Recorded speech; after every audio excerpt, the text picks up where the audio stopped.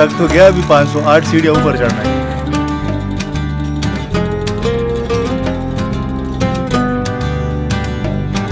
पत्थरों का ढेर है, मेरे ख्याल से इसीलिए इसका नाम पड़ गया रानी गट। गट का मतलब होता है बहुत बड़ा पत्थर। जैसे हमारे पुश्तों में एक तो होता है पत्थर जिसको हम कहते हैं गटा, और एक होता है गट, यानी गट्स मीन्स वो बड़ा होता है। हमने इन पहाड़ों से अंदाज़ा लगा लिया है कि इसमें बड़े बड़े गट है, बड़े बड़े पत्थर, इसलिए शायद इसका नाम पड़ गया रानी गट।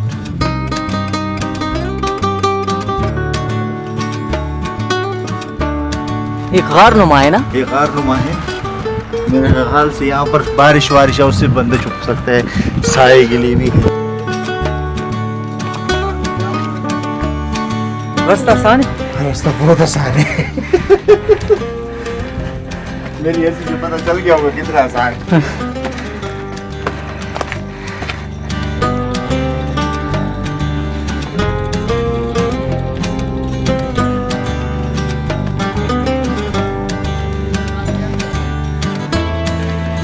अच्छा, कभी कभार बंदा सोचता है कि आज से 5-6 हज़ार साल पहले इन पहाड़ों में एक शख्स अपना बसेरा क्यों करेगा। रानी ओ रानी,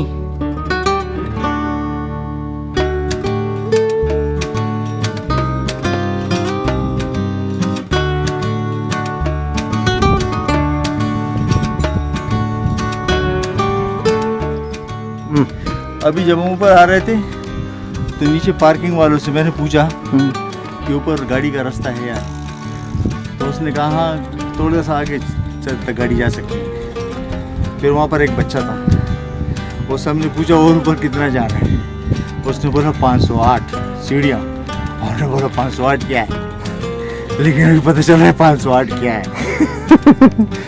मैं ये कहूँगा कि जब भी यहाँ आओ तो मेरे ख्याल से अच्छे मौसम में आना चाहिए, गर्मी में नहीं आना चाहिए। और पानी, बार बार कह रहा हूँ, पानी लाजमी अपने साथ लाए।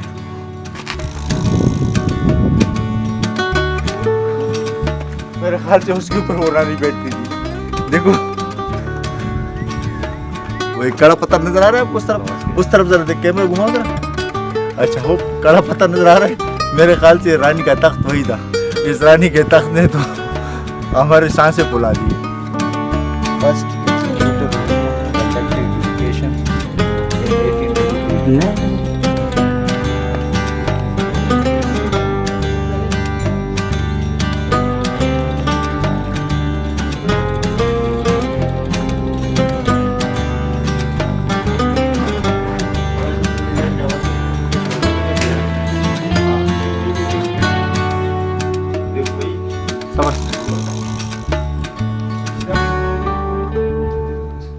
ये जो आर्च बना है ना, ये ऐसा नहीं है कि मेरे ख्याल से ये सिर्फ यहाँ था, ये शायद वहाँ भी था लेकिन ख़त्म हो गया, सिर्फ ये जगह बाकी बची।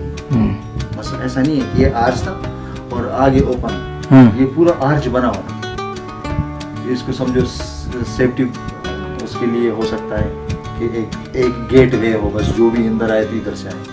नंबर एक, दूसरा है कि हवा भी यहाँ से गुजरती है। इस आर्च में मैंने 2 चीज़ें नोट की, और यहाँ पर एक बच्चा भी हमें मिला है जो थोड़ी सी इंफॉर्मेशन हमें ये दे रहा है, क्योंकि उसको उर्दू नहीं आती। ये कहते हैं कि हम रोज़े यहाँ पर, जब रोज़ा होता है, रोज़ों में हम यहाँ पर रोज़े गुजारते हैं, क्योंकि यहाँ बहुत ठंडी हवा है। और इस बच्चे ने बिल्कुल कहा आप लोग 2 मिनट यहाँ खड़े हो जाओ, हाँ 2 मिनट यहाँ खड़े हो जाओ, अपनी थकावट भूल जाओगे। और वाकई आप महसूस कर रहे हो कि ठंडी हवा लग रही है आपको। एक तो यहाँ एक सुराख है, ये कह रहे कि जैसे हम ये सुराख बंद कर देते हैं, यहाँ की वो जो ठंडापन है वो खत्म हो जाता है। मसलन यहाँ से कोई वेंटिलेशन को कोई चक्कर है इस सुराख से। अच्छा, इस पत्थर के बारे में इस बच्चे ने ये वो दिए, और ये हमने महसूस भी किए कि इस पत्थर को अगर आप हाथ लगा लो, सूरज में बाहर नहीं आते। हाँ, इसने ये कहा कि ये ऐसा पत्थर है जो तपिश उसके ऊपर पड़ती है वो इस तरफ आती नहीं है। अगर और पत्थर हो, अगर एक साइड से वो गर्म होना शुरू हो तो सारा पत्थर गर्म हो जाता है, लेकिन ये पत्थर ऐसा नहीं है। ये बाहर जो सूरज की तरफ है वो तो गर्म है, लेकिन अंदर से की तरफ ठंडा है।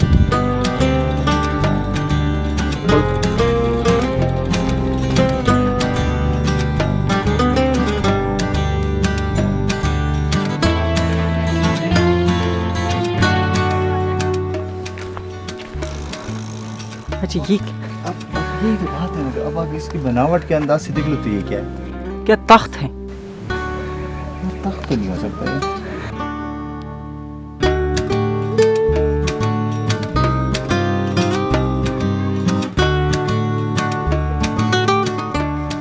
अच्छा ये अज्यूम ही कर सकते हैं, मसलन कोई हिस्ट्री लिखी नहीं है तो ऐसा लग रहा है कि जो यहाँ इलीट जो रानी थी शायद वो बैठती थी और ये सारा प्रोटेक्शन के लिए गुम्बद बने हैं या शायद कोई मजहबी टेम्पल्स वगैरह है।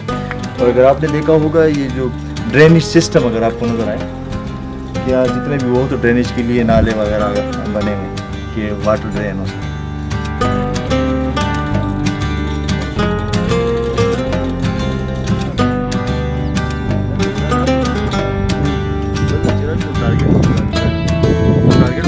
ऊपर आने के बाद 2-3 चीज़ें आप ऑब्जर्व कर सकते हैं। एक तो मुझे थोड़ा सा ताजुब ये हो रहा है कि ये जो रानीगढ़ का जो एरिया है ये इर्द गिर्द के जितने पहाड़ हैं उससे बिल्कुल मुख्तलिफ है।